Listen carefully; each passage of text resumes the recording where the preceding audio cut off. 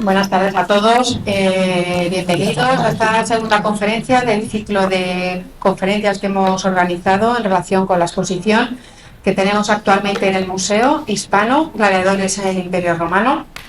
Hoy es el segundo día. Ya saben que todos los martes durante el mes de mayo vamos a tener estas conferencias a las 7, los 4 martes de mayo. Hoy es el segundo día del ciclo, nos quedan otros dos. Y aparte de agradecerle su asistencia, pues quisiéramos agradecer, por supuesto, la asistencia a nuestra ponente de hoy, a nuestra conferenciante de hoy, Luz Neira, catedrática de la Universidad Carlos III. Y hoy, además, tenemos la suerte también de contar con la asistencia de Trinidad Nogales, que es directora del Museo Nacional de Arte Romano de Mérida y comisaria de esta exposición, junto con Ángeles Castellán. Como Trinidad, que vive en Mérida, pero de vez en cuando se da algún paseo, ha dado la casualidad que hoy está aquí, pues nos hace también el favor de presentarnos a Luz en el día de hoy. Muchas gracias.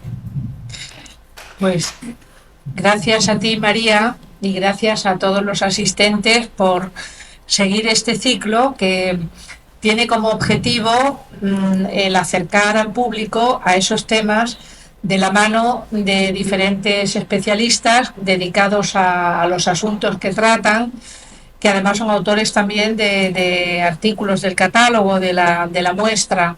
El martes pasado le tocó el turno al profesor Sebastián Ramallo, un gran especialista en edificios de espectáculos, excavador del Teatro Romano de Cartagena, que como saben se descubrió no hace tanto tiempo y ahora tiene un museo y un entorno arqueológico de primer nivel.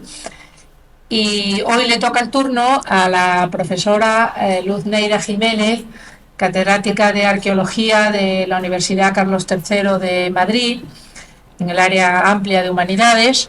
Y aparte de la amistad que nos une ya de hace muchos años, es quizá la especialista más destacada sobre la musivaria hispana. No solo hispana, sino también internacional. Ella forma parte de numerosos comités científicos del estudio del mosaico en la antigüedad. Ha dirigido con el equipo del profesor Blázquez, tan recordado, la serie de los mosaicos romanos de la península ibérica. Ha trabajado sobre el tema de la musivaria, como digo, desde múltiples facetas, y cuando hicimos la exposición yo le encargué el profesor que hiciera esa visión de los espectáculos que en los mosaicos se recoge muy bien, porque ya verán de su mano la cantidad de información que nos han transmitido los mosaicos. De hecho, aquí hay uno magnífico de Roma, que está en el Museo Arqueológico Nacional, donde hay una lucha gladiatoria y es una pieza de esas que uno daría la mano izquierda con tal de tenerla en su museo. Y bueno, pues Luz hoy va a tratar el tema de los espectáculos gladiatorios en los mosaicos, visiones populares, porque indudablemente el espectáculo de gladiadores era un espectáculo eminentemente popular, aunque nació con un origen aristocrático en homenaje al difunto, y parece ser que en las tumbas etruscas y posteriormente en las tumbas ya latinas se representaron estas escenas en honor del difunto. En la sociedad romana se convirtió sin duda en el gran espectáculo de masas. Digamos que desde el punto de vista porcentual los teatros van a ser los primeros edificios de las ciudades, también los más antiguos, después los anfiteatros y los circos. De hecho, el circo pervivió mucho más tiempo durante la cristiandad. Hasta finales del siglo V todavía tenemos constancia de celebraciones de actividades circenses. Sin embargo, el anfiteatro, como todos sabemos, inició un proceso de desaparición más lenta. No solo el espectáculo en sí, sino también el propio edificio, pues se comenzó a abandonar y a desaparecer, y hoy pues en muchas de nuestras ciudades son pues una estructura simbólica de ese pasado. Y cómo era la vida de estos personajes y cómo influía el anfiteatro en la sociedad romana, esto se ve de manera espléndida en los mosaicos.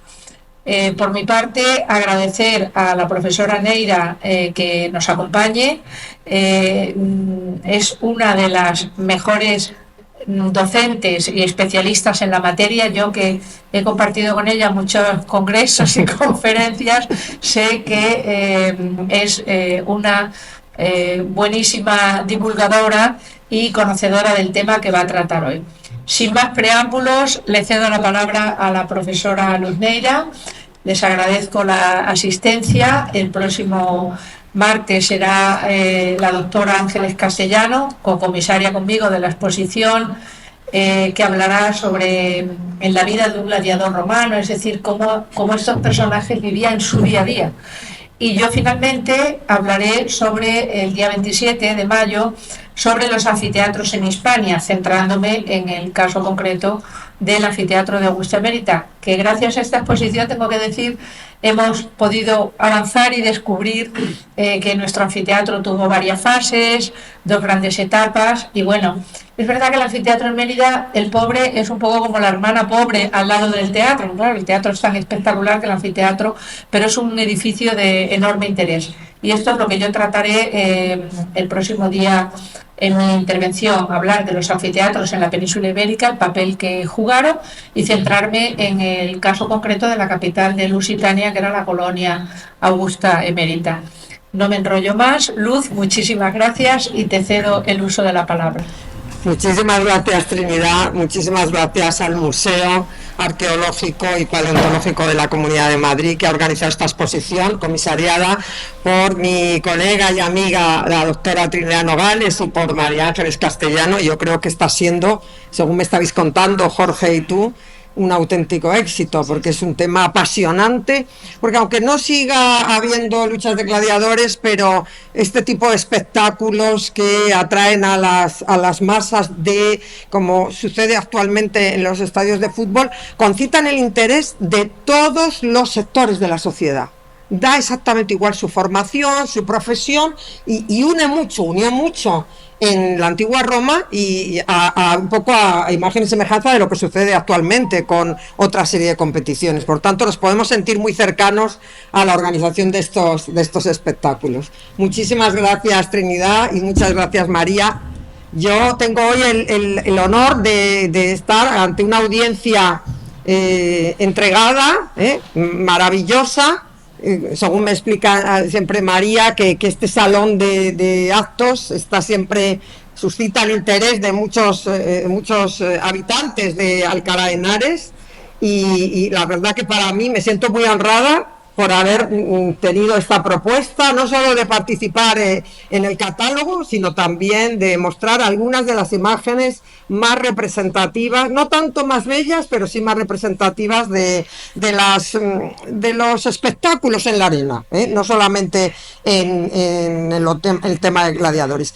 Cuando hablamos de mosaicos, tengo que precisar que, como todos ustedes saben, esos combates, que son los originarios, ya se documentan en los poemas homéricos, ya se habla, es la referencia más antigua, como decía la doctora Nogales, por supuesto siempre con ese carácter funerario, y así siguió siendo en el mundo etrusco, en las tumbas campanas, hasta que llega en la época republicana a Roma. Pero será en el siglo, avanzada la República, será en el siglo I a.C., donde de ese carácter funerario ante el difunto, incluso ante la misma tumba del difunto, esas luchas entre hombres dedicadas a los dioses, van a evolucionar hacia un aspecto, como decía antes, un aspecto que van a utilizar pues los domini, los grandes domini, las élites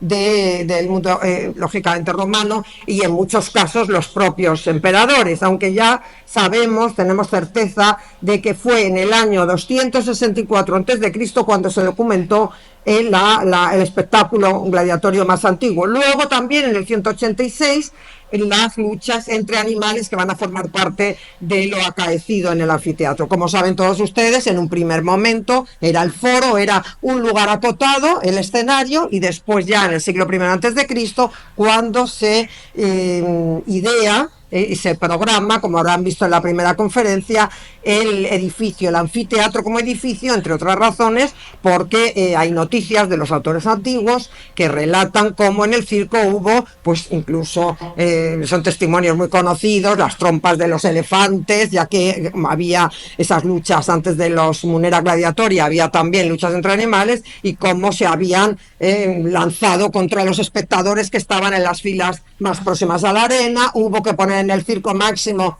unas rejas que casi fueron peor. Es exactamente igual que lo que sucedió también en los estadios de fútbol, donde las vallas fue peor el remedio que la enfermedad. Y por tanto ya surge el anfiteatro como edificio, pero yo las imágenes que voy a proyectar, claro, ni siquiera son del siglo I antes de Cristo ni del siglo I, la mayoría son de mosaicos de los siglos II, III y IV después de Cristo, porque como bien ha resaltado la doctora Nogales, las luchas en los espectáculos en general en el anfiteatro, aunque las de animales todavía se mantienen, como aparece en el díptico de Anastasio, en el siglo avanzado, el siglo V, incluso en el VI, pero lo que son los Munera Gladiatoria, mediante varias prohibiciones, varias legislaciones que no siempre tuvieron éxito, dejaron de celebrarse, entre otras razones porque el Estado romano se había convertido en un Estado confesional cristiano que veía con malísimos ojos la lucha entre hombres, y además de su origen dedicados en principio a los dioses. Por tanto, teniendo en cuenta ese marco cronológico, las imágenes que vemos son de los siglos II, III y IV. Empezamos por algo que todavía no es el propio espectáculo. Este mosaico de Tisdrus en el norte de África refleja muy bien algo que nos relatan los autores antiguos, porque como saben, los relatos de los autores, no siempre destinados a hablar de los espectáculos, pero sí de forma secundaria, introducen noticias muy valiosas. La epigrafía, la iconografía en otros soportes nos dan información muy precisa, y se habla de una cena libera, es decir, una cena a la que se podía acudir en la víspera, en la tarde, la noche anterior al comienzo de esos ludi. Aquí no sabemos exactamente si es una cena libera o que han sido seleccionados los pertenecientes a unas asociaciones que eran muy conocidas, pero que son propias del norte de África. Unas asociaciones que tenían además sus símbolos. Aquí están representados, si ustedes se dan cuenta, los representantes de cada una de esas 5 asociaciones que están documentadas en los mosaicos romanos del norte de África. Y la algarabía, cuando decimos cena, están disfrutando de un banquete, y además incluso de costado, exactamente igual que lo hacían en otro tipo de banquetes en el ámbito doméstico. Y en un momento dado el algarabía es tal que tienen, fíjense lo que pone, tienen que mandarles casi que bajen el tono, un cierto silencio, porque dicen los toros, claro, las fieras que van a participar, aunque no estuvieran allí mismo, claro, en el mosaico se tienen que condensar en un único plano lo que sucedía en las proximidades, aludiendo a que los toros están durmiendo, no vayamos a despertar. Es una imagen espectacular con la que iniciar ese día de espectáculos, que como todos ustedes saben luego se convirtió no en una jornada, sino en muchos casos, depende de las ceremonias, depende de las festividades en las que se incluían este tipo de ludi, pues duraron muchos días. Por decir el límite máximo, recuerden que fueron 100 días, más de 100 días, cuando se inaugura bajo el reinado de Tito, bajo el emperador Tito, el llamado, que conocemos vulgarmente como Coloseo, que es el anfiteatro Flavio. O sea que, pero lo normal no era esto, lógicamente, pero tampoco una sola jornada, sino que había varias jornadas. ¿Cómo empezaban en la arena? Exactamente igual igual que en los ludicirquenses, exactamente igual que en el circo, siempre una pompa, una ceremonia, una procesión, donde además se aprecia, aunque luego fueron cada vez perdiendo ese carácter sagrado, donde se portaban las estatuas de los divi, las estatuas de los dioses a los que estaban destinados estos munera, estos ludi. Por tanto, la pompa fundamental, pero no tenemos, por desgracia, ninguna imagen en mosaico que refleje esa procesión inicial que después, siglos y siglos después, ha sido recordada en otra serie de eventos deportivos que copian aquellos antiguos juegos. Pero en esa pompa, y sí está representado, estaba incluido, como no, la música. Los músicos tenían un papel fundamental, no solo al inicio de la jornada, sino creemos, hoy en día estamos convencidos, de que también entre distintos espectáculos y quizá incluso entre distintos combates. Por tanto, no nos puede extrañar el protagonismo de los músicos. Fíjense aquí en este maravilloso mosaico de la vila de Nenic, en Germania, porque veremos imágenes de muy diversas zonas que proceden de pavimentos de muy distintas zonas del imperio. No en vano, aunque comenzaran en la península itálica, por supuesto en Roma capital, como no en el anfiteatro famoso de Capua, en el de Pompeya, pero después, lógicamente, se fueron también expandiendo como fruto de la romanidad y de las costumbres, se fueron expandiendo por todas las provincias del imperio, de modo que tenemos mosaicos que celebran este tipo de espectáculos.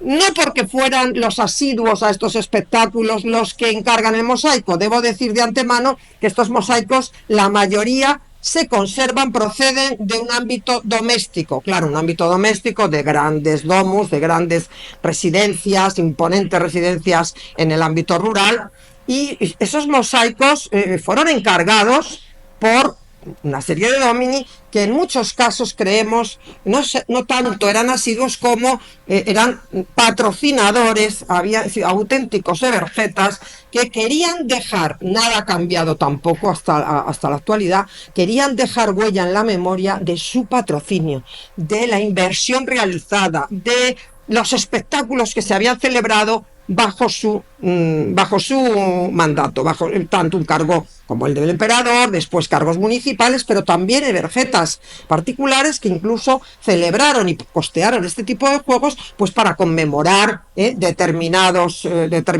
hechos. Este mosaico en Nenic, luego veremos otra serie de imágenes, pero fíjense que ya de antemano nos brinda la oportunidad de ver uno de los instrumentos preferidos, que es el órgano hidráulico, el hidráulis, que es verdaderamente espectacular, y junto al hidráulis, que en muchos casos, en algunos yacimientos, se ha procedido a encargar la construcción, la elaboración de un instrumento semejante, había sido inventado en época helenística. En el siglo se discute entre dos inventores, pero de la órbita helenística, pero muy pronto se difundió en Roma, no solo en el ámbito de los espectáculos, no solo, pero aquí con un papel fundamental.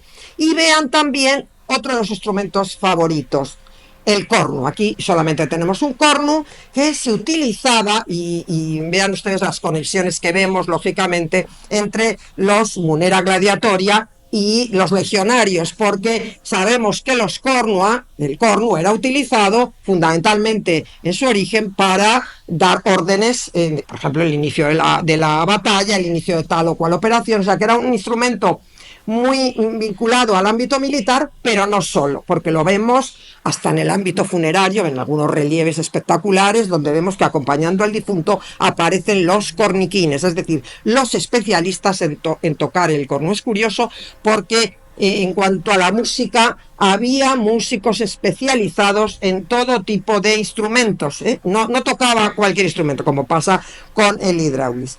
También aparece, aunque sea un retazo de esos músicos, en este maravilloso mosaico de la vila de Darbuc Admerá, en la Tripolitania, en Libia. Ustedes lo tienen en la exposición mediante varios paneles. Y fíjense que es curioso, se conserva en el Museo Nacional de Antigüedades de Trípoli, y lo verdaderamente importante no es, como suele suceder en un pavimento, aunque esté expuesto en la pared, no es lo que decimos el campo central, aquí subdividido en distintos entre opus sectile y opus tessellatum, sino lo verdaderamente importante es la orla, esa magnífica orla que, si el cursor funciona, sí, rodea todo el mosaico. Primero, cuando Aurillema lo descubrió en los años 30, claro, dada la vinculación de los italianos con Libia, pensó que sería quizá para conmemorar la victoria sobre los garamantes a finales del siglo I, pero después de estudios posteriores, yo pienso, aunque hay una cronología bastante amplia, pienso con David Parris que debe ser de principios del siglo III después de Cristo. Algunos lo sitúan en el segundo, pero yo creo que procede ya de principios. Como ustedes ven, el pavimento tiene numerosas lagunas, es una pena, pero no obstante sigue siendo un documento de los. Si me pidieran ustedes qué 3 mosaicos seleccionaría como fundamentales sobre este tema, desde luego el de Daru Camera estaría ahí, esa orla estaría entre esos 3 que ocupan el top. Fíjense que aquí aparece no solamente el Lerma, los escudos en esta parte, en la esquina, sino a continuación vemos a los corniquines, ya lo han visto aquí por parejas, vemos el hidráulis que estábamos señalando antes, pero curiosamente no tocado por un joven, como veíamos en Nenis, sino tocado por una fémina. Y es que tenemos incluso, luego lo veremos, epigrafía que habla de organistas que han sido, como Sabina, en ese magnífico sarcófago que se conserva en Aquincum, que había sido, adiestrada o enseñada por su esposo, que era un cargo importante en ese anfiteatro que también tratáis aquí, muy vinculado al ámbito militar, en Aquincum. Bien, pero aquí aparece la tuba, la gran tuba. Probablemente en el mosaico lo que nosotros no podemos percibir son 2 escenas diferentes en los ángulos de la orla. Lo que no podemos percibir es lo que pesaba esa tuba, porque fíjense que en algunas asociaciones donde reproducen los instrumentos a la manera, y además hoy en día muy fidedigno, y de metal, lógicamente saben que podía tener hasta 1,20, esto estamos hablando de metal, por eso vean cómo sujeta con su brazo izquierdo y con el derecho antes de tocar ese instrumento de viento. Por tanto, aquí tenemos los 3 instrumentos fundamentales, el hidráulis, los cornua y la gran tuba que daba inicio a la batalla.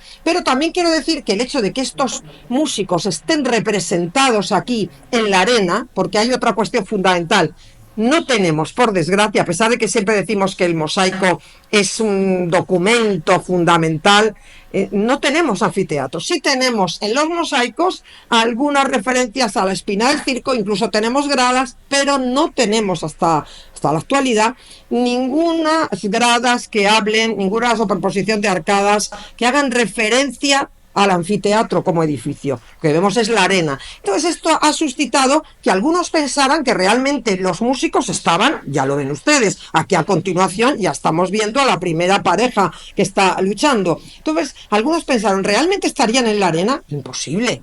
O sea, solo hay que aplicar el sentido común. Estarían un poco más elevados, si no sería probablemente en una lucha encarnizada habrían acabado recibiendo alguna tremenda herida. Entonces vemos, aunque sea rápidamente, algunas de esas imágenes que aluden a que ese mosaico tan espectacular no es único al mostrar una fémina tocando una organista, porque fíjense, esta terracota magnífica que se conserva en el Louvre nos da la idea, no sabemos si pertenecía a un anfiteatro, pero está claro que aparece la fémina tocando el hidráulis junto a una víctima o un ser que padece acondroplasia y que eran muy típicos utilizarles en este tipo de espectáculos, tocando la tuba.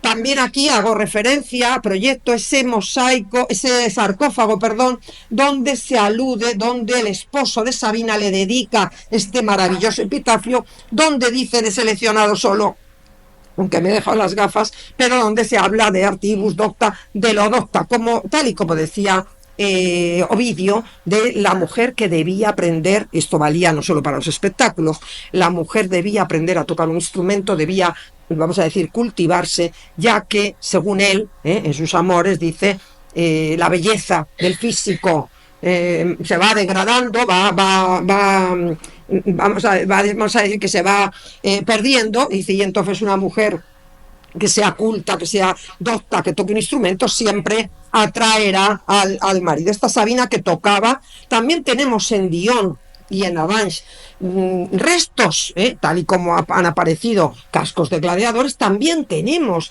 restos de estos instrumentos magníficos en 3 yacimientos, concretamente el de Avanches y el de Dion, que nos reflejan muy bien o confirman lo que vemos en los mosaicos. Debía ser consultando con musicólogos, con colegas, como Isabel Rodríguez, que no solo es de arqueología, sino también musicóloga, me decía que debía ser atronador, porque el sonido del hidráulis con la tuba, con los cornos, o sea, debía ser espectacular. Claro, pero cuando pensamos en los espectáculos, una vez que la pompa ha hecho su entrada en la arena del anfiteatro, los músicos han dado la señal, la sesión matutina, aunque fuera compuestos estos ludip de varios días, la sesión matutina albergaba lo que llamamos las luchas donde participaban animales. En las sesiones matutinas teníamos las guenaciones, es decir, la simulación de una cacería, pero que no era una cacería tal cual. A veces nos cuesta distinguir en un mosaico si estamos ante una cacería, una partida cinegética organizada por un dominus, o realmente estamos viendo una de estas guenaciones celebrada en la arena del anfiteatro, porque no tenemos el escenario como sí sucede en el circo. Pero claro, para atraer las fieras, ustedes saben que ellos distinguían, los autores antiguos nos hablan de todo tipo de animales domésticos, herbívoros, todos valían, y también se enorgullecían los organizadores, los editores, sea el emperador, un magistrado, el encargado del culto imperial o un evergeta, se vanagloriaban de traer también fieras desde África, desde Asia, y cuanto más exóticas mejor. Pero claro, para ello existe, antes de ponernos cómodamente en las gradas del anfiteatro, tenemos que pensar cómo llegaban hasta allí esas fieras, lógicamente a través de una gran captura. En un mosaico que se conserva en el Vaticano, pero que procede de una vila del Aventino, vemos como en un dromedario parece que se ha conseguido capturar un león. No se trataba de abatirlos, porque entonces no tendríamos fieras para el anfiteatro. Vemos también elefantes, están muy bien documentados desde tiempo atrás, desde la época tardorrepublicana. Y por supuesto también los toros, porque generalmente cuando hablamos de fieras hablamos de captura no solo para las guenaciones, para las luchas entre animales, para las luchas contra los bestiari, sino también para las danaciones, y por tanto era muy muy importante. Siempre nos centramos en los felinos, pero piensen ustedes en todo ese abanico de osos, de toros, de avestruces, es decir, cualquiera de esas fieras, quizá influidos por el impacto de la cinematografía, siempre nos dejamos llevar. Cuando pensamos en fieras, pensamos en leones, tigres, leopardos. Un mosaico conservado en Estados Unidos, en una colección, nos refleja precisamente esa idea de la captura, en este caso de los osos. Piensen que los osos venían fundamentalmente de Dalmacia, del norte de Italia, y también, como se pueden imaginar, de Hispania. Por tanto, la captura de los osos era fundamental para esos espectáculos, y hay hasta artículos que clasifican los tipos de, no solamente estratagemas para controlar, para doblegar a los osos, a los leones, sino también hay estudios que nos traen las cajas. Una vez que la trampa había surtido efecto, en este caso atraídos generalmente por animales muertos, cuya sangre lógicamente servía de presa para esos osos, que vemos aquí en un mosaico espléndido que se conserva en la central en Montemartini, procede de la colección de los capitolinos, pero se encontró en los Orti Liciniani, en el centro de Roma. Pues bien, vean cómo los osos acuden atraídos hacia esa rampa de madera, y en el momento a que está la trampa, ¿no? Al olor acudía, pero vean el señorín que aparece sobre la caja, dispuesto a activar el mecanismo en el momento que entrara. Esto nos da idea de que la captura, que ya era complicada, luego se veía complicada por el transporte. Sabemos que muchas de las fieras, desgraciadamente para los editores, para los lanistas, para aquellos que eran encargados de proveer de esas fieras a los anfiteatros, tenían unas bajas impresionantes. No digamos cuando del transporte terrestre en estas cajas de madera, con maderos, con hierros, tenemos hasta los términos latinos, ¿no? Los ferries, pero luego después había que embarcar bien por vía fluvial, bien por vía marítima, hasta llegar, por ejemplo, al puerto de Ostia, y desde allí otra vez desembalar las cajas de madera, y por la vía Apia hasta el vivario, hasta los vivaria, porque era importantísimo, no como zoo, como muchas veces se ha traducido, sino como lugar donde se custodiaban las fieras antes de que tuvieran que ser trasladadas al anfiteatro y a los subterráneos, y ya aflorar en la sesión matutina. Pasamos un poco deprisa, pues algunas de las estratagemas, algunos por supuesto como se dice ahora, se vienen arriba y se representan como si pudieran así, frente a un oso con un lazo, como si fuese tan sencillo, pero claro, en todo esto también hay que tener en cuenta el mensaje que se quiere trasladar, ¿no? Son capaces de capturar osos con un lazo. En otros casos, el mosaico refleja muy bien que este tipo de captura y traslado se encargó, en la mayoría de los casos, al ejército. Es decir, solo la infraestructura que ofrecía el ejército era capaz de capturar y trasladar. Aquí vemos todos estos felinos en un magnífico mosaico de Hippo Regius del siglo IV después de Cristo, donde vemos que han caído en la trampa, pero vean cómo son integrantes de un cuerpo además destacado, y dependía además de los procuradores de cada provincia el dar el visto bueno para que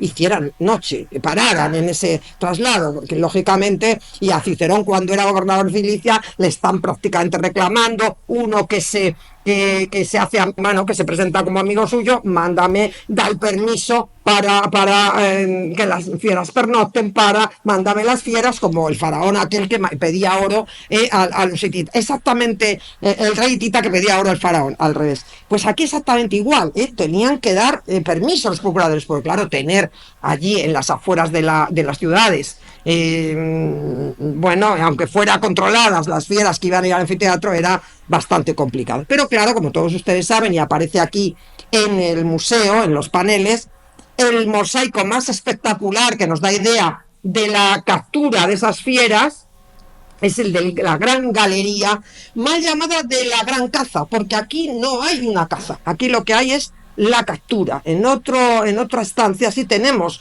unas escenas cinegéticas, pero aquí lo que tenemos es realmente ese despliegue, ese poderío que se ha desarrollado. No en vano se dice que la villa de Piazzarmerina perteneció a alguien relacionado o perteneciente a la familia imperial. Fíjense como en Hippo Regius, aquí también vemos en torno a mediados del siglo IV después de Cristo, como la trampa, en lugar de estar dentro de la caja, lo que está es sobre un madero. Ven ustedes lógicamente al olor, al olfato de esa piel de cabra, acuden como si fuesen gatitos, acuden estos impresionantes leopardos. Detrás, justo viendo, controlando la operación, lógicamente los efectivos del ejército que hacen posible esa captura y ese traslado. En Piazzarmerina, en ese corredor magnífico, lo vemos infinidad, y realmente están documentados todos los animales menos dos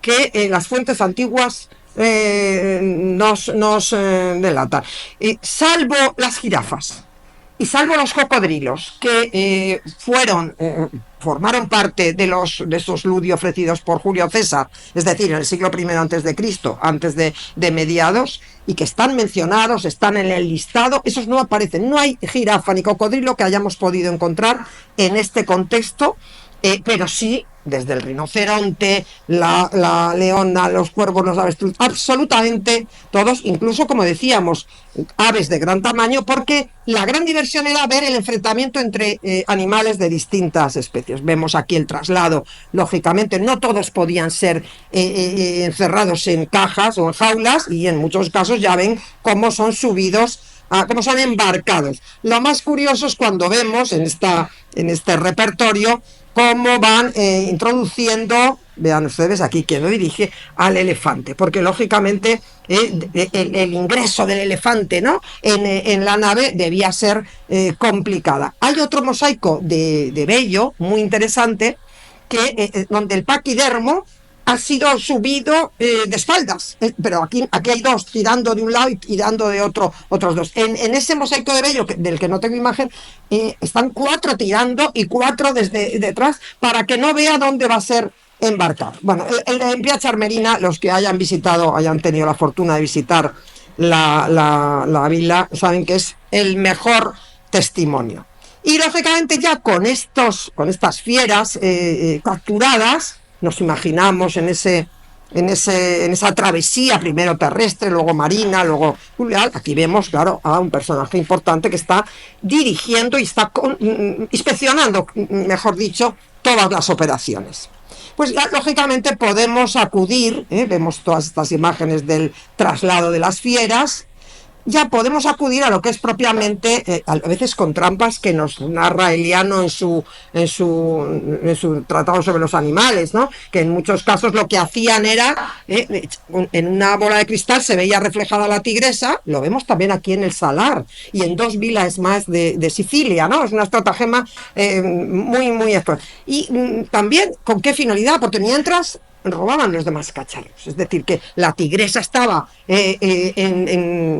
atraída por esa trampa, y después, bueno, aquí vemos ya un grifo, que esto ya es una invención del mosaísta. Otro mosaico donde vemos lo complicado que era la captura y la lucha entre animales, es también de una orla, de un mosaico de Kos, una isla que es una isla griega, pero que está prácticamente rozando con la costa turca del Egeo. Es también espectacular, y además aquí vemos una novedad que vamos a ver en otros muchos mosaicos.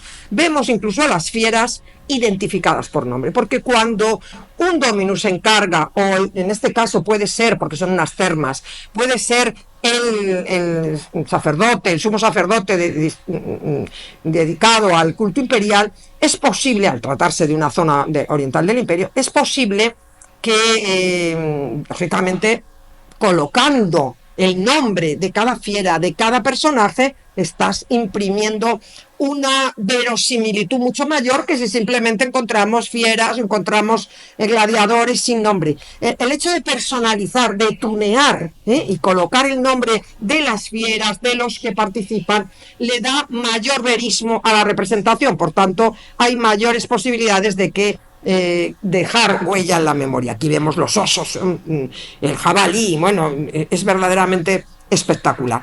En Roma también se encontró un mosaico donde ven que son, es muy interesante, porque aquí vemos que también cobran protagonismo en la musivaria aquellos que decimos que forman parte del staff del anfiteatro. Estamos acostumbrados a ver a los protagonistas, ¿no?, a ver a los aurigas, a ver a los gladiadores, a ver a los bestiari que luchan contra fieras, pero es muy interesante este mosaico porque, y además nos da, por la inscripción, creemos que habla de una festividad que tuvo lugar a mediados del siglo III después de Cristo, porque estamos viendo también a los que algunos llaman personajes de pista, es decir, a los que formaban parte, no solamente estaban los gladiadores o el lanista que les instruía, los árbitros, sino también todos estos personajes que eran necesarios para los espectáculos.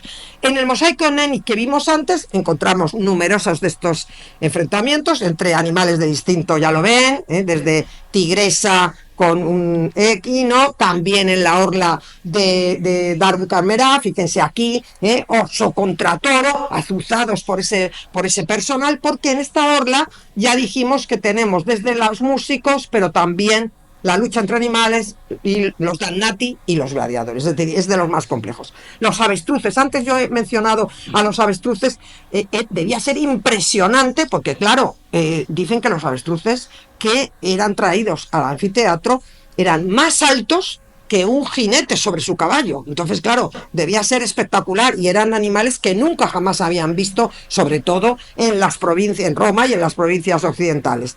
Impresionante el protagonismo de los avestruces.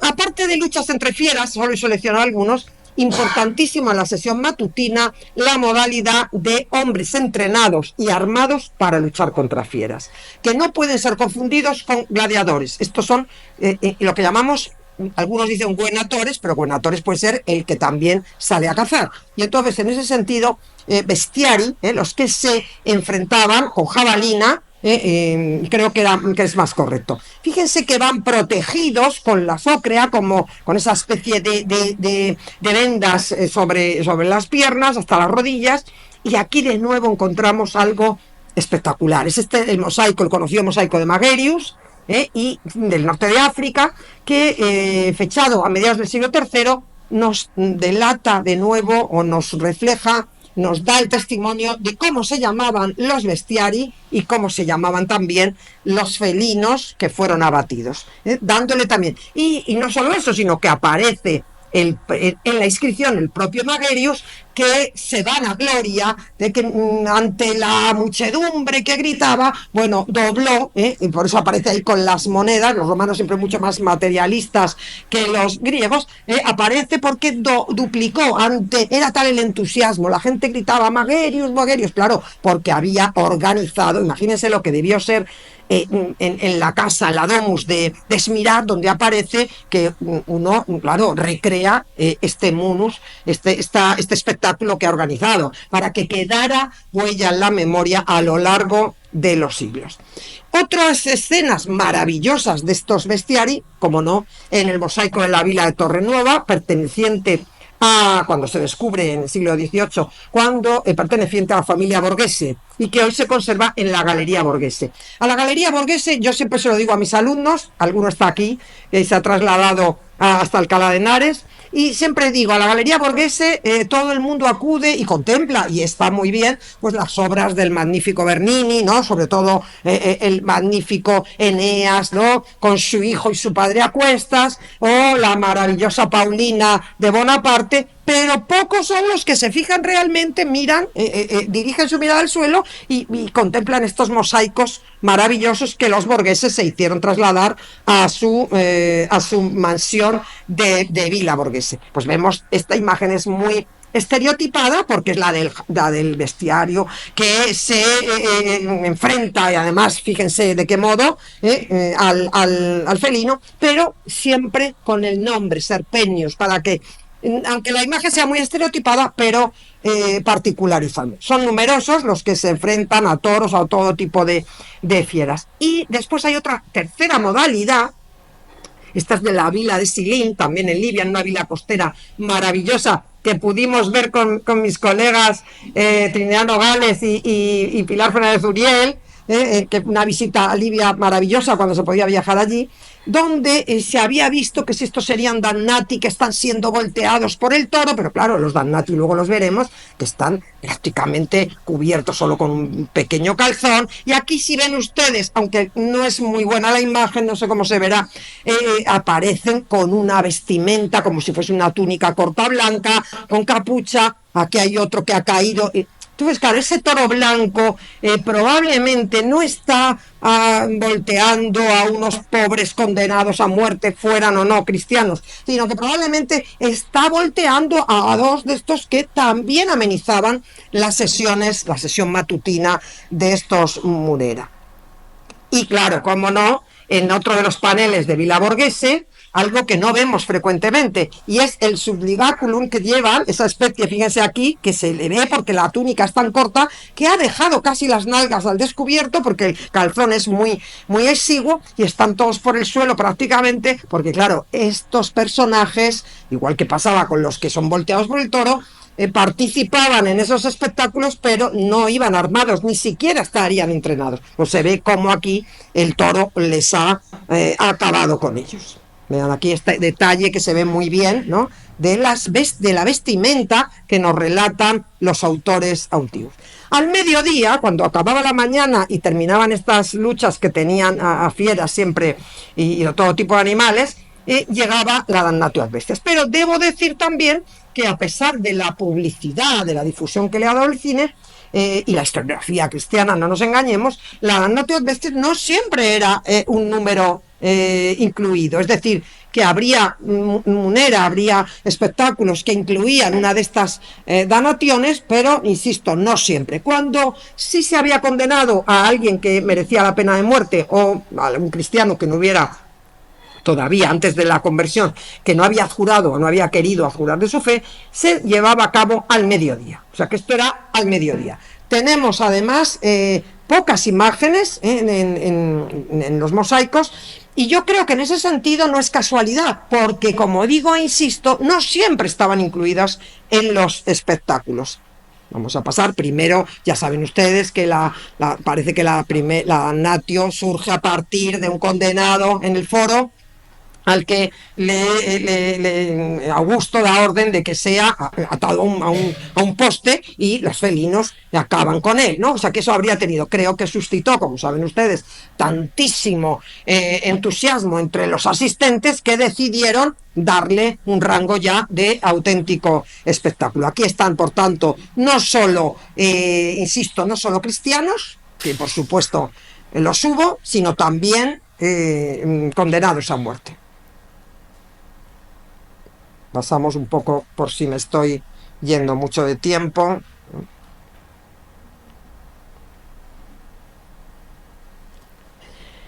El mosaico, volvemos a la orla de Snitten, de Darmgamera, donde es un mosaico donde sí aparecen claramente. Fíjense que aquí vemos a estos personajes de pista, a estos personajes que trabajaban en el anfiteatro, cómo le está sujetando. Y vean que aquí, en contra de lo que aparecía en Silín, va solamente tapado como con un esigo. Hay también otra cuestión.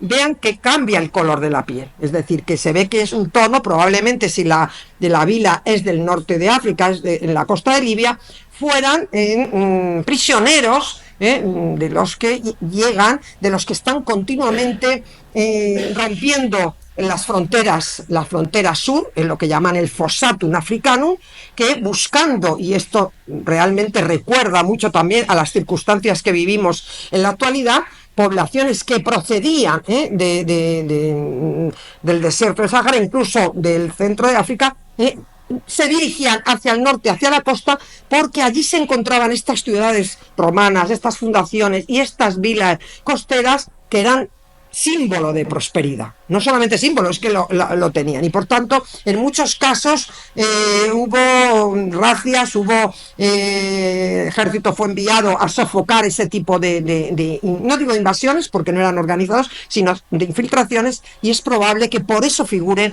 en este mosaico de Darmgamera, como son condenados, prisioneros de guerra, condenados, en este caso, a este felino. Pero tenemos también otro mosaico, también del norte de África, no es casualidad, que procede de la Domus Solertiana, de la antigua Tisdrus, donde se conserva, por cierto, uno de los mejores anfiteatros de todo el imperio. Siempre se dice que después del Coliseo, después del anfiteatro Flavio, es el mejor conservado. Pues en una de las Domus de la antigua Tisdrus, en lo que es el Yen en la actualidad, aparece también, y fíjense qué curioso, la referencia es lo único que tenemos como de escenario arquitectónico, y lo que vemos es la arena, en torno a la arena, donde vemos osos felinos que se lanzan sobre los damnati. Vemos además que los rasgos no son nada romanos, sino que están aludiendo los rasgos fisionómicos a otros habitantes de otras poblaciones, y cómo están representados con la crudeza tremenda en el momento en que se está lanzando sobre aquí todavía mayor crudeza, como ya se ha lanzado sobre en este caso sobre el Damnatus. Esto al mediodía. Lo que no sabemos ya, porque se dice siempre al mediodía, es si los espectadores habían comido, no, pero realmente esto es verdaderamente tenía que ser tremendo. Bueno, sobre este tema hay cantidad de artículos sobre la muerte, la escenificación de la muerte y el éxito, ¿no?, que tiene, y no solamente en la antigüedad, hay artículos magníficos que hablan de ese gusto, de ese gozo por ver este tipo de escenas hasta la época contemporánea, ¿no? Y ya por la tarde, como no, los Munera Gladiatoria. Es decir, siempre se dice que para la tarde, igual que para la tarde estaban reservadas las termas que tenían que combinar, a las que podían acudir varones y féminas, pues siempre el mejor horario por la tarde para los varones, pues en este caso los espectáculos, vamos a decir, estrella por la tarde, que eran los Munera Gladiatoria. Munera de munus, recuerden, ofrenda, porque lógicamente en un primer momento, ya dijimos, tenía un carácter funerario y después esa ofrenda a los dioses. Por lo tanto, tenemos todo tipo de información. Los gladiadores que eran instruidos muchas veces eran buscados, como sale, ahí sí que sale muy bien históricamente en Espartaco, el Espartaco de Peter es magnífico, porque yo creo que es de los mayores logros cinematográficos en cuanto a veracidad histórica. Cómo le van a buscar, condenado a Metala, es decir, a las minas, cómo le va a buscar un lanista que quiere, lógicamente, que es dueño de una escuela, de un ludus gladiatorio, y cómo le va a instruir en el manejo de las armas. La mayoría eran infames, aunque también, es decir, que no tendrían nunca jamás, a lo largo de los siglos, ningún tipo de estatuto de ciudadanía, de ninguna clase, pero también sabemos que había voluntarios que querían, de esta forma, hacer algún tipo de ascenso social. Importante en el tema de los gladiadores, que nosotros decimos gladiadores, pero realmente ya saben ustedes la cantidad, incluso muchos ni de las categorías, de las características, ni aparecen representados, no solo en los mosaicos, sino en otros soportes, no tenemos esa fortuna. Como había también, esto se inauguraba con esa prolusio, pero antes había también un juramento y lógicamente un desfile con las armas, y ya por fin el inicio. No crean que antes hablábamos de 100 días para la inauguración del Coliseo.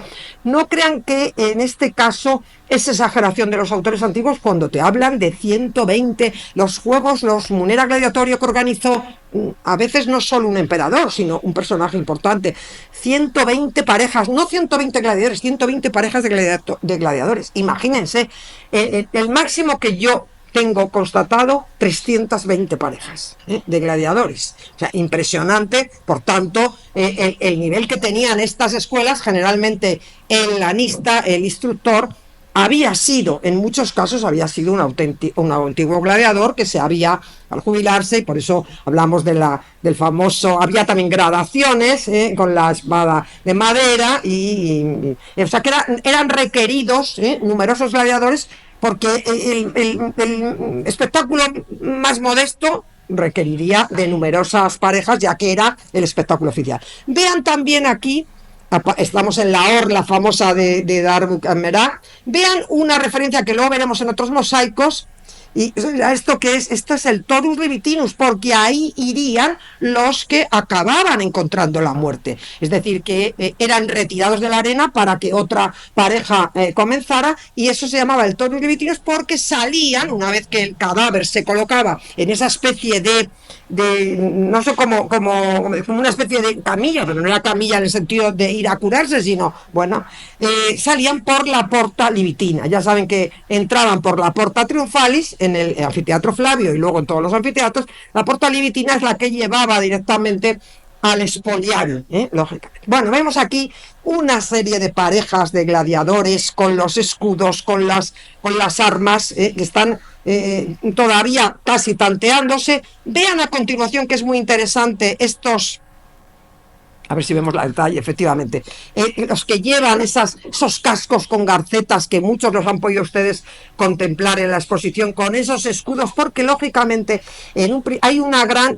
ustedes dirán, bueno, pero estos en un libro vemos que los llaman de una forma, en otros, y es la misma ilustración o la misma representación, porque en época republicana los gladiadores respondían en muchos casos a aquellos pueblos con los que se habían tenido que enfrentar, es decir, utilizaban cascos, armamento, y por eso ustedes han oído hablar de los galos. Claro, recuerden los galos, cómo invadieron, estuvieron a punto de acabar con Roma en el siglo IV a.C., y para los romanos van a ser siempre los galos los peores enemigos que se pueda tener. Por eso se aseguraron de que la frontera norte, la de los, y así lo celebraron, ¿no? El control de la península itálica de los Alpes era fundamental para ellos. Pero piensen luego en los samnitas, esos pueblos que habitaban en la península, en la zona central. Piensen en entonces, claro, hay los tracios contra los que... Entonces, algunos han mantenido, pero ustedes verán, aquí lo llaman tracio, pero aquí lo llaman también de otra forma. Entonces, es complicado por esa razón. Vean las garcetas del escudo. Aquí lo que estamos viendo, parejas con las mismas armas, pero no siempre fue así.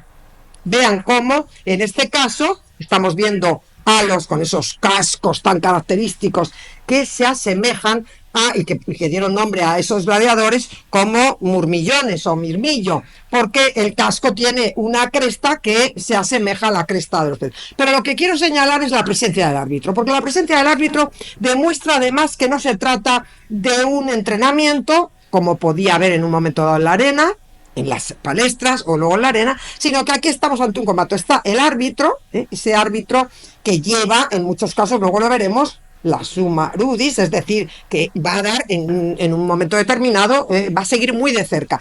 Pero, y algo también muy típico que sigue sucediendo hasta la actualidad, lo vemos en todas las competiciones. Vean aquí, en la parte izquierda, como uno de los gladiadores no ha quedado contento con la decisión del juez árbitro y se atreve incluso a hacerle, ¿no lo ven?, con el dedo. Es decir, lo vemos también entre los atletas en las termas de Ostia, que hay algunos que se enfadan ante la decisión del juez árbitro. Por tanto, cuando vemos hoy en día a los jugadores, ¿no?, que se enervan, que van al árbitro, esto es algo que ya existía en el mundo romano. Vean con mayor nitidez estos, siempre bien cubiertas las piernas con esos ócrea, esa especie de vendas, que en algunos casos serán metálicas, lo veremos, y con calzón, eso sí, el torso al descubierto, y algo muy importante, con la manica, si ustedes lo ven, aparte del casco, a ver si atino, no sé ahora por qué no, sí, ven ustedes, uno de los que aquí lo llevan, la derecha,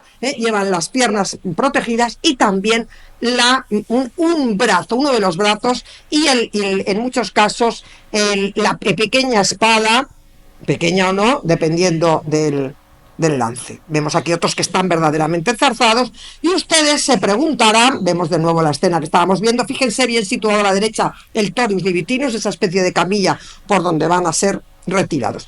Pero quizá de las parejas más famosas es la que de las que tenemos noticia, son las que enfrentaban no a gladiadores, vamos a poner tracios, o vamos a decir antiguos samnitas o murmillones.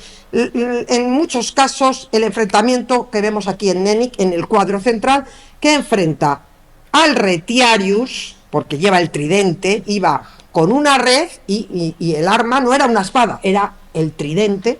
Y fíjense que además se ve muy bien el galerus, esa protección de metal sobre el hombro y parte del omóplato de la espalda, cómo está luchando contra un secutor, que aquí no se ve bien, lleva el casco con esa protección, el escudo es diferente, y cómo se enfrentaban, lleva una bien protegida la pierna izquierda y la manica en la derecha. Este enfrentamiento era el más representado, por lo menos en los mosaicos. Aquí en la Vía Apia vemos también a Montanus, como no un retiario, eran de los más conocidos por el tridente, que lleva, vean cómo se levanta, todavía se ve muy bien el galerus, que ha debido dar muerte a su oponente. Bueno, que ha dado muerte o que ha vencido, porque ya saben ustedes, también en Britania, aunque el mosaico sea muy dañado, también en las Islas Británicas, en la zona dominada por Roma, aparecen mosaicos con escenas gladiatorias.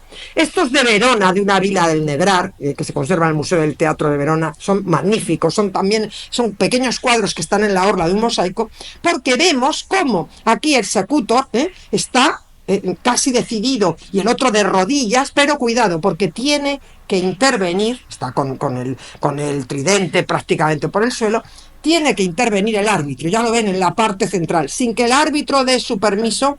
Es decir, que esa idea que nos da el cine del emperador, que en un momento dado, llevado por el público, da el visto bueno a la muerte o no de uno de los gladiadores, no responde tanto. A lo mejor se dio en algún caso, pero es el árbitro, el juez árbitro, el que da ahí, el que marca la tónica.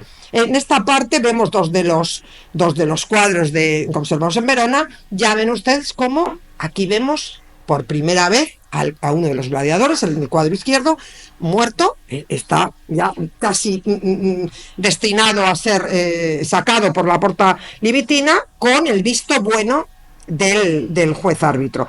¿Y por qué insisto tanto en que unas veces se les ve luchando, otras veces realmente la muerte como resultado del enfrentamiento? Porque en este caso sí que sería sine missione, es decir, sine missione, sin piedad, es decir, cuando no había piedad. Pero esto no sucedía en todos los enfrentamientos, porque si estamos hablando antes, los autores antiguos nos hablan de 120 parejas, 320 parejas, si de cada uno de los enfrentamientos acaban dando, el juez da el visto bueno para acabar, claro, formar a un gladiador, alimentar a un gladiador, porque antes veíamos en la exposición, volvíamos a verla, llevaban una dieta pues como los deportistas de élite en la actualidad, sabían muy bien lo que tenían que comer, los hidratos de carbono, es decir, por la musculatura. Entonces, lógicamente, si en el primer enfrentamiento damos por hecho que siempre va a haber el vencido va a morir, en poco tiempo no habría habido vamos, infames en todo el imperio para poder, porque tengan en cuenta que estos muneras gladiatorios se celebraban en todos los anfiteatros del imperio, a veces incluso si no había anfiteatro en otros recintos, y a lo largo del año en numerosas festividades, no solamente una vez al año en Roma, sino que eran numerosos las fiestas en el calendario que incluían este tipo de juegos, no solamente este tipo, también artes escénicas. Por tanto, aquí nos llama la atención porque aquí sí que hubo sine missione, sin piedad. Voy, que ya es la hora, voy también en Chipre. Fíjense que antes hablábamos de la dispersión de los mosaicos, representando cómo fueron unos espectáculos tan populares, porque además Roma, fíjense, símbolo de romanidad, porque con las fieras, con los gladiadores, no es solamente ver, morir o combatir, es que era el símbolo del poder de Roma que había llegado, y también de los que aparecían como romanizados. Para los cristianos, no solamente cuando el Estado se convierte ya con Teodosio, mucho antes, el siglo II y el siglo III, padres de la Iglesia, obispos que tenían un gran impacto, no solamente Tertuliano, sino Cipriano de Cartago, cualquiera. No hay que irse solo a los que conocemos, Tertuliano, San Juan Crisóstomo, sino que muchos otros criticaban abiertamente este tipo de espectáculos dedicados a los dioses, donde la muerte no estaba en manos del destino trazado por los dioses, sino a manos de un juez árbitro, y para colmo, según la decisión del emperador o del magistrado o del vergeta que presidiera. Por tanto, eran muy cuestionados, pero no todos los cristianos. Es decir, estamos hablando de la jerarquía eclesiástica que criticaba este tipo de espectáculos, igual que los intelectuales paganos. No nos engañemos, desde el siglo I, desde que surge, son muchos los que critican que la sociedad, no solo los más incultos, sino que, como he dicho antes, desde todos los estratos de la sociedad, vayan a los anfiteatros, vayan a los circos, locos, por pasar allí días y días, mañana, tarde y noche. Pero, claro, no todos los cristianos opinaban lo mismo, aunque se hubieran convertido al nuevo credo que se estaba difundiendo ya por todo el imperio y cada vez con más peso. muchos iban al anfiteatro, muchos seguían, y claro, por eso la jerarquía de las iglesias en distintas zonas, en Alejandría, en Cartago, en Roma, en Antioquía, decían, ¿cómo se puede? O incluso se criticaba que no fueran a la iglesia. ¿Y esto por qué? ¿Por qué faltaban a la iglesia? Porque había espectáculo en el anfiteatro. Entonces, no podemos decir los cristianos, ninguno iba, o todos los condenados eran cristianos, o ninguno pisaba el anfiteatro, porque era como un espectáculo que había impregnado a la sociedad, y desde luego fueron muchos en el siglo III, en el siglo IV, los que seguían acudiendo a estos eventos sociales. En Chipre, en este caso en Curión, fíjense que mosaico. Aquí solo vemos a Litras, que es un tracio, con la nomenclatura antigua, porque lo sabemos, no solo por el casco, pero fíjense la sica, esa espada corta, pero que es casi, parece más que una espada, un puñal, con la punta no redondeada, pero sí un poco en forma de gancho. Entonces aquí lo vemos muy bien, pero está siendo, ya lo ven, cuestionado muy seguido de cerca por Darío, este juez que sigue muy de cerca el combate. También en Curión, en Chipre, el enfrentamiento entre margarites y helenicos, que aquí sí que combinan las mismas armas y los mismos. Y en Patras, precisamente en el Peloponeso, en uno de los lugares fascinantes donde los colegas griegos han sacado a la luz una Patras romana espectacular, pues también tenemos al árbitro siguiendo muy de cerca el combate, aunque está muy dañado el combate entre estos gladiadores. Y como no, de nuevo en Kos.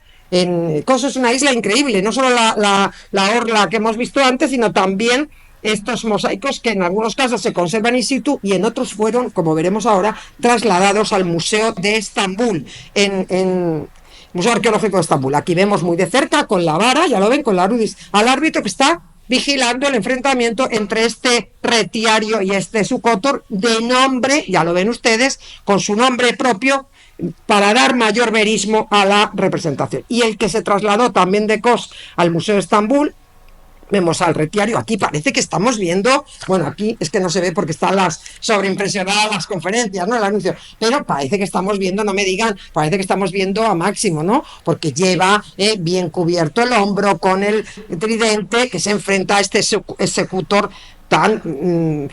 ¿Cómo debía ser? Porque el casco pesaba, ¿cómo debía ser de difícil lo que tendrían que haber entrenado para moverse con una visera, que ya lo ven ustedes, con unos agujeritos mínimos, como para atinar contra su oponente, claro, fruto de un entrenamiento. Y aquí también vemos de nuevo a Eros, muchas veces se utilizan nombres de la mitología, Ninferos, que está siguiendo el enfrentamiento entre otra pareja, donde vemos que no hay emisiones, por lo menos hasta la actualidad. Quiero también proyectarles un mosaico que apareció justo antes de que fuéramos a Libia, antes de 2008, cerca de Lectismanda, en la vila de Guadilenda, que lo excavó nuestra colega Luisa Musso, que es un mosaico espectacular porque tiene los extremos a los gladiadores, pero tiene también la lucha entre fieras en estos, y ya en el centro un circo, y en el circo aparecen en la arena, lo que pasa es que no tenemos mejores fotos, aparece como en el interludi, en el entreacto, unos cómicos que salen, pero también hay dannati, es decir, que es un mosaico completísimo que por desgracia no pudimos fotografiar bien. Tenemos esta imagen del gladiador que en muchos casos se ve el enorme esfuerzo, el enorme que suponía, porque ha dado muerte a su oponente. Este sí, es un munus sin emisiones, y aparece como extenuado, ¿no? No puede más. Es magnífico, ¿no? También del siglo III. Y el otro, en el otro extremo, como todavía tiene fuerzas para mantenerse en pie después de haber dado muerte a su oponente. Sobre la muerte, sobre los Munera sin emisiones, pues claro, ustedes han visto aquí en esta magnífica exposición los emblemata de Roma que por distintas colecciones llegaron al Museo Arqueológico Nacional, y lo vemos en estos dos registros donde, como pasa muchas veces, parece que uno se adelanta, pero luego al final acaba siendo vencido. Fíjense en el registro inferior, que es como hay que mirarlo, cómo le han echado prácticamente la red, es decir, Calendio parece que se está imponiendo sobre Astyanax, es un retiario, ya lo ven que lleva el tridente, pero muy de cerca sigue este juez árbitro con la UDIS. Vean también la túnica que los distingue, aunque hubieran sido en origen gladiadores de jóvenes, y en el registro superior vemos cómo se ha dado la vuelta. Y ahora es Calendio el que yace en el suelo.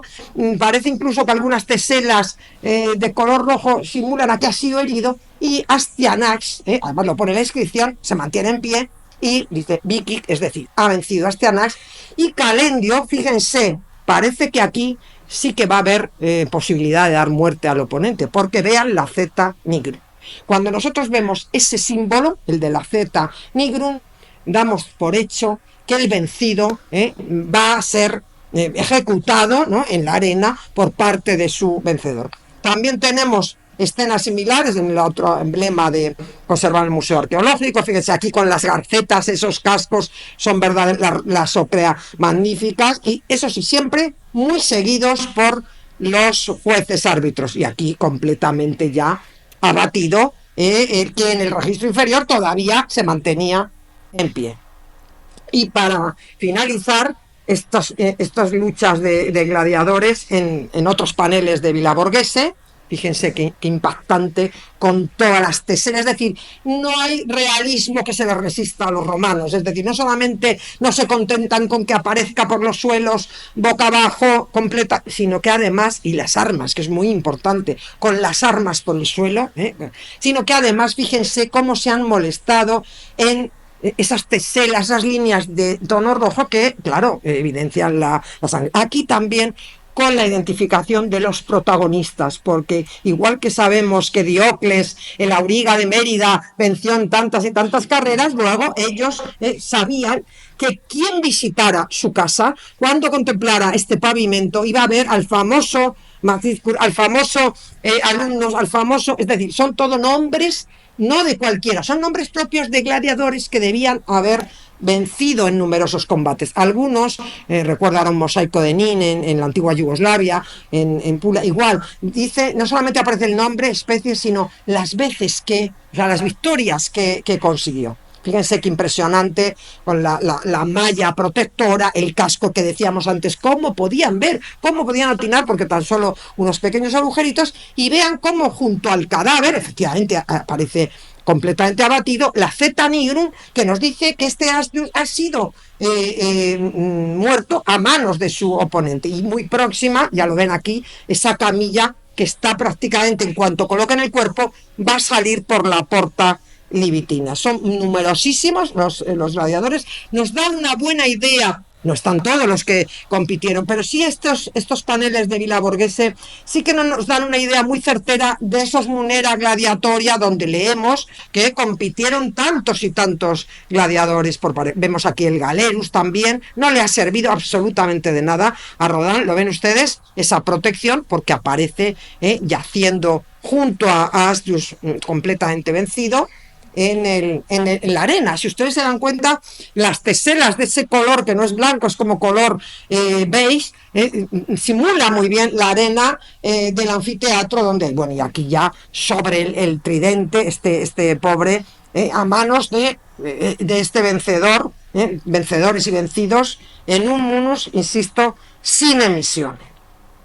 Y con esto termino, no sin antes, este repertorio de imágenes, no sin antes decir que, como señalaba antes la doctora Trinidad Nogales, estos munera gladiatoria, en general, estos espectáculos en anfiteatro, tuvieron su máximo auge desde el final de la República a lo largo de todo el imperio, se fueron generalizando a todas las provincias, sobre todo en los siglos II, III, IV, y hubo varias prohibiciones ya en el siglo V. Recuerdo que el último edicto donde se prohíbe, por tanto, si se estaba era del 435, por tanto, creo que todavía sobrevivieron al primer tercio del siglo V después de Cristo, porque si la legislación sigue prohibiendo, es que seguían existiendo, seguían celebrándose, aunque no fuera de forma tan generalizada como en los siglos anteriores. Esto también lo atestiguan la cronología de los mosaicos, porque la cronología de los mosaicos, curiosamente, como hemos dicho al principio, va sobre todo del siglo II, III, y menos del cuarto. Por tanto, está en esa línea de que ya no eran tan generalizados. Siguieron, por supuesto, siguieron las luchas entre animales. Creemos que todavía en el 500 y pico, con Justiniano ya en el poder, intentando recuperar la parte que había sido del Imperio Romano de Occidente, todavía hay testimonio de enfrentamientos de aquellas sesiones que tenían lugar durante la mañana. Pero ya yo creo que a partir de 430 y pico, de mediados del siglo V, tenemos que pensar que los Munera Gladiatoria, por supuesto los Damnati, la Damnatio ad Bestias, había desaparecido de los anfiteatros, que se reconvirtieron, como sabemos, y fueron reutilizados, si no cayeron en la más absoluta ruina en muchas de las ciudades donde habían sido erigidos. Pero, insisto, sería el cristianismo. También Raúl González Salinero atribuye no solamente a la cuestión religiosa, al nuevo credo que ya se estaba difundiendo de manera oficial por todo el imperio, también a motivos económicos. Probablemente ya no eran esos tiempos en los que un lanista podía alimentar, formar, entrenar a parejas y parejas de gladiadores, y esto acabaría finalmente con los Munera Gladiatoria. Muchísimas gracias por su atención.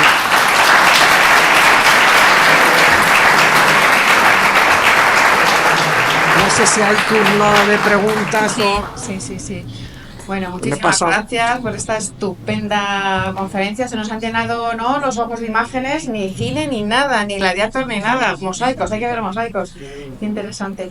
Bueno, no sé si alguno de los asistentes tiene alguna duda o quiere comentar algo, alguna pregunta. ¿Podría decirnos cómo funcionaba el aparato que decía, o sea, el sonido que hacía el órgano este? Bueno, el órgano era un órgano hidráulico, sí, con el agua. Aquí en las imágenes, es curioso, en las imágenes de anfiteatrales no sale, pero en otro, por ejemplo, de un mosaico de Hama en Siria, donde aparecen en un contexto doméstico, se ve el órgano hidráulico y se ve como una especie de soportes laterales que tenían que lógicamente aprisionar para que el agua subiera. Es un mecanismo que unos atribuyen a Herón de Alejandría y otros a Texibio, pero bueno, que estamos en el siglo II antes de Cristo, y esto fue algo nada que ver con el órgano después tradicional. Se dice que algunos emperadores que eran muy partidarios de los juegos, como por ejemplo, estoy pensando en Filipo el Árabe, algunos de esos, que tocaban el hidráulis, ¿no?, que se habían hecho con esa facultad, pero que al llegar a la dignidad de emperador, pues dejaron de tocarlo porque ya parecía como que se estaban rebajando. Pero debió ser muy, muy interesante los organistas. Bueno, es que decir organistas nos lleva a pensar en otro tipo de organistas, pero según los musicólogos, el estruendo debía ser que aplacaría, es decir, haría ensordecer a los cornua, imagínense, a las tubas, es decir, a instrumentos de viento muy, muy potentes, y por eso en esa imagen que yo le digo, el mosaico de Hama, se dice probablemente primero entraría un instrumento, después otro, no todos a la vez, porque si no el estruendo sería notable. Claro, en un escenario, imagínense ustedes, en un edificio al aire libre, ¿no?, pues es lógico que allí tuviera un eco fantástico, ¿no? Pero en ámbito doméstico, en un pequeño concierto que se da en un banquete, sería impensable.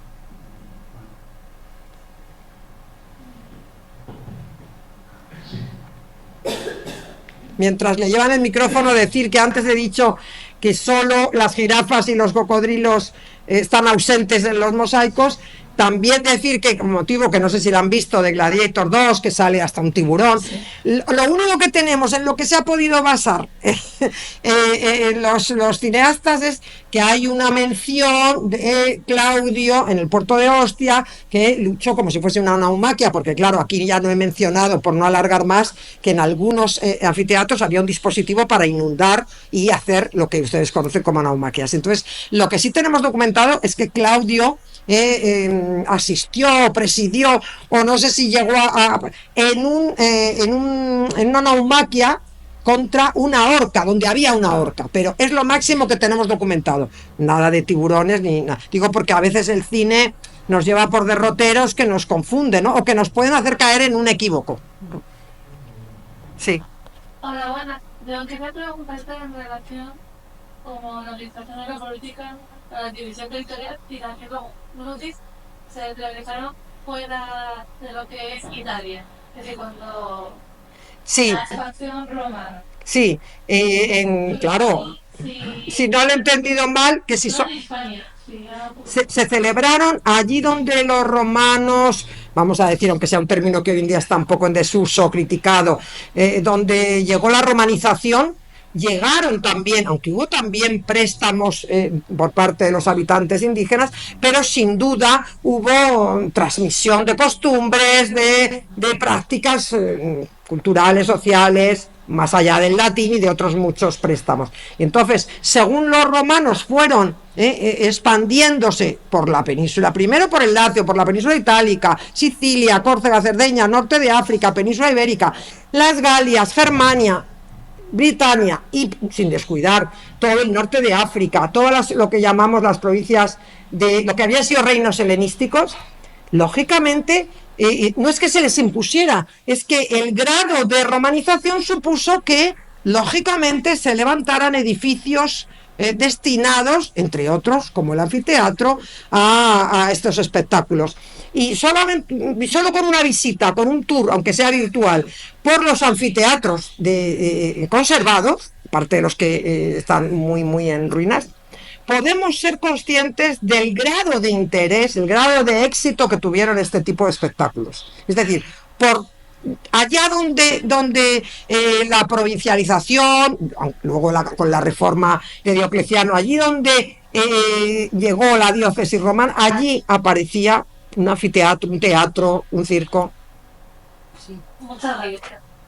Un elemento fundamental fue el ejército. Claro, claro. Porque en el ejército se celebraban combates que servían, sí, nos decía que un elemento fundamental fue el ejército para la difusión de los juegos de anfiteatro, porque lo que inicialmente en contexto funerario era un homenaje al héroe y al guerrero y en suma a la persona que había terminado su vida victoriosa, el ejército lo toma porque en los campamentos militares no solamente había ludi, es decir, recintos para el espectáculo, que les servía para dos cosas, para el entrenamiento y también para el ejército y también para hacer paradas militares.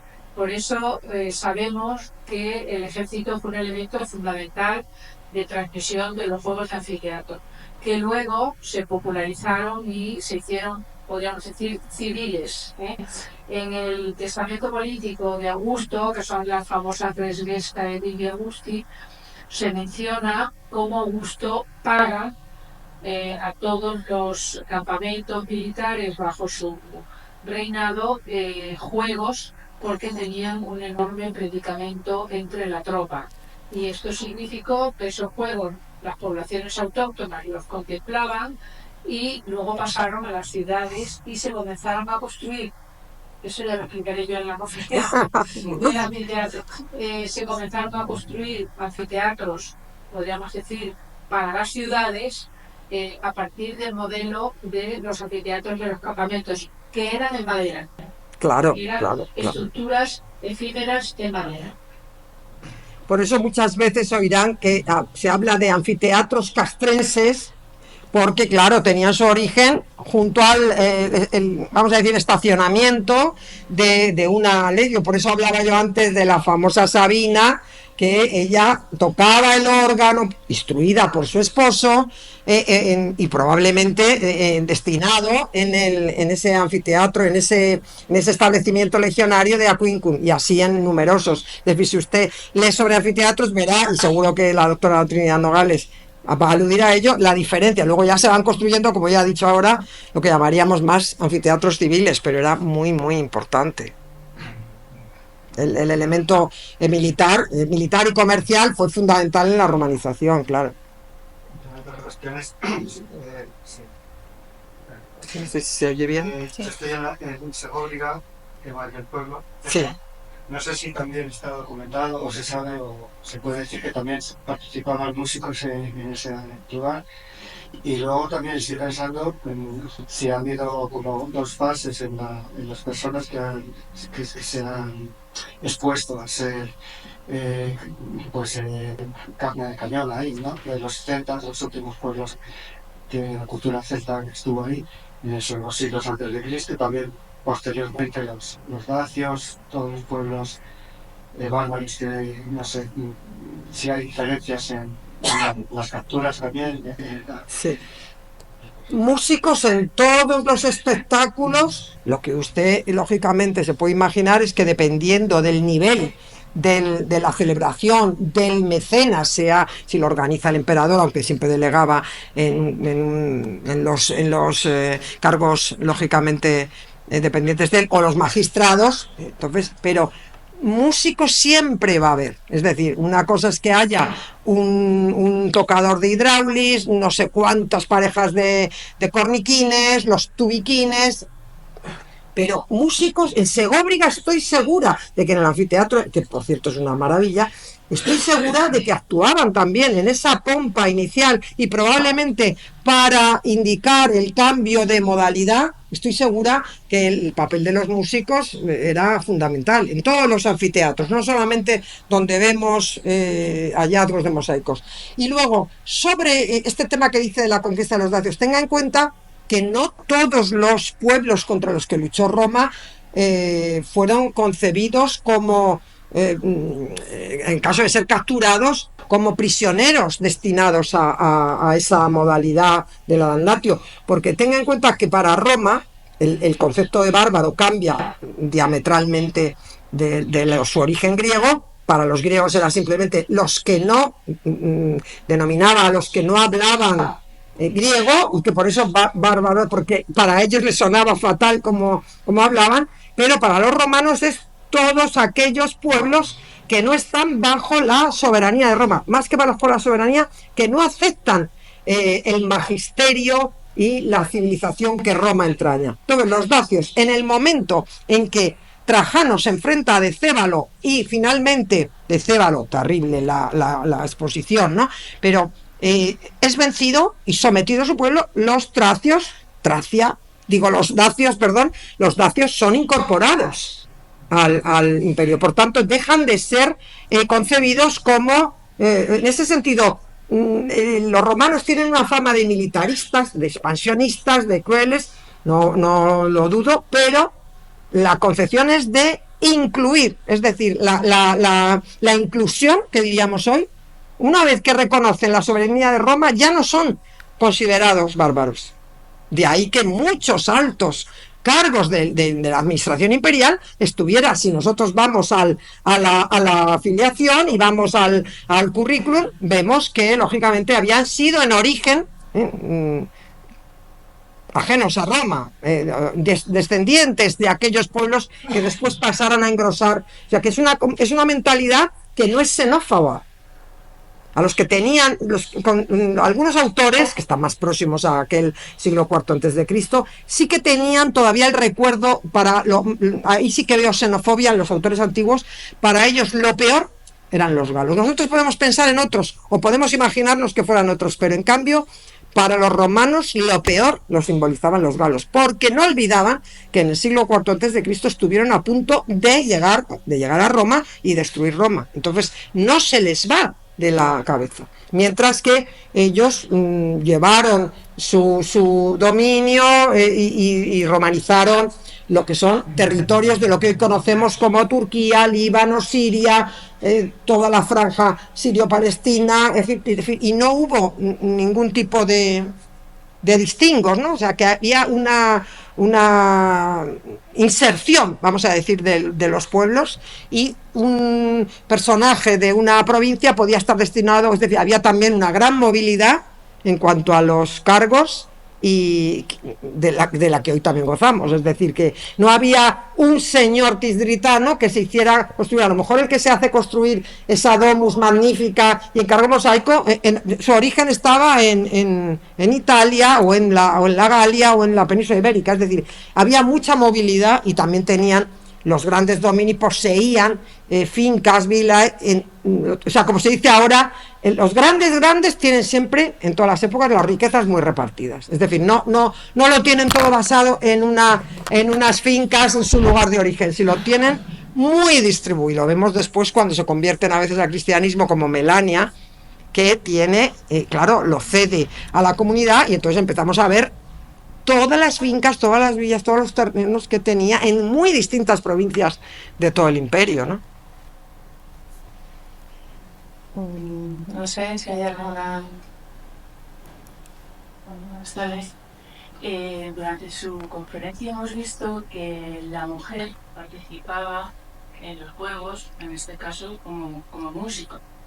Me gustaría saber, que nos explicara un poco, pues porque he oído que también había alguna mujer gladiadora. No sé si era normal o... No era lo habitual, aunque hay algún artículo de nuestro colega Gianluca Gregori que precisamente se detiene en algún caso específico, pero no era lo habitual, ¿eh? Es muy curioso porque a veces nos basamos en la excepción y si le damos como materia de generalidad podemos pensar que había también gladiadoras. No había, que sepamos, un ludus gladiatorio donde una lanista fémina instruyera a las... son casos, es como lo que contaba yo antes de la horca, pero no era normal que hubiera naumaquias con horcas en los anfiteatros que podían tener ese dispositivo. Entonces las mujeres participaban en el, vamos a decir, en la orquesta de músicos, pero desde luego en los mosaicos no aparecen. Hay un relieve en el Museo Británico. ¡Ay, sí! Que está aquí. El panel está aquí. Yo, de todas formas, tengo mis reparos, ¿eh? Son citadas también en las fuentes. Sí. Pero no con la... Claro, en los mosaicos no aparecen, desde luego. Ese relieve es verdad. Ese relieve que tenéis aquí, el panelado en el como algo excepcional. Pasa exactamente igual que cuando Domiciano, cuando erige el estadio, y también se dice que da lugar a que incluso mujeres de la familia imperial participen, pero no era lo habitual, sino hay que tomarlo hoy en día que está reivindicándose el papel de las mujeres y es verdaderamente importante el papel de las mujeres a lo largo de la historia, que muchas veces su actividad ha sido silenciada, pero esto tampoco nos puede llevar a desvirtuar el hecho de que hubiera, como ustedes están viendo aquí, parejas y parejas, ludus, donde ellas, sino casos muy muy concretos. Es un poco como en los mosaicos ya he visto que no. Bueno, pues muchísimas gracias, muchas gracias por esta... Muchas gracias a todos ustedes por su atención. Les invitamos, por supuesto, a seguir participando en el ciclo de conferencias los 2 próximos martes. Ya saben que además estamos grabando, lo ven, las conferencias. La conferencia de la semana pasada ya está disponible en nuestro canal de YouTube y está de esta tarde, pues se pondrá seguramente en unos días también a su disposición para que puedan seguir disfrutándola. Aprovechamos también para invitarlos a participar en este fin de semana, pues que es un fin de semana caliente para nosotros. Se celebra el Día Internacional de los Museos este domingo. Además, aquí en Alcalá de Henares el sábado es la noche en blanco y es la noche también de los museos. Eso nos va a llevar a ampliar nuestro horario de apertura, que saben que cerramos generalmente a las 7 de la tarde. Vamos a estar abiertos el sábado hasta las 12 de la noche y vamos a aprovechar para emitir la película Gladiator, la primera. Y habrá luego un coloquio a las 7:30 el sábado por la tarde, a las 5 la película, a las 7:30 el coloquio, pues sobre cine de romanos. El domingo les invitamos a participar el domingo por la mañana de forma excepcional. Va a ser esta vez por la mañana en vez de por las tardes. Creo que lo han visto anunciado, recreaciones que estamos haciendo en el anfiteatro y se celebrará el domingo por la mañana. Así que les invitamos a todo ello y muchísimas gracias. Muchas gracias.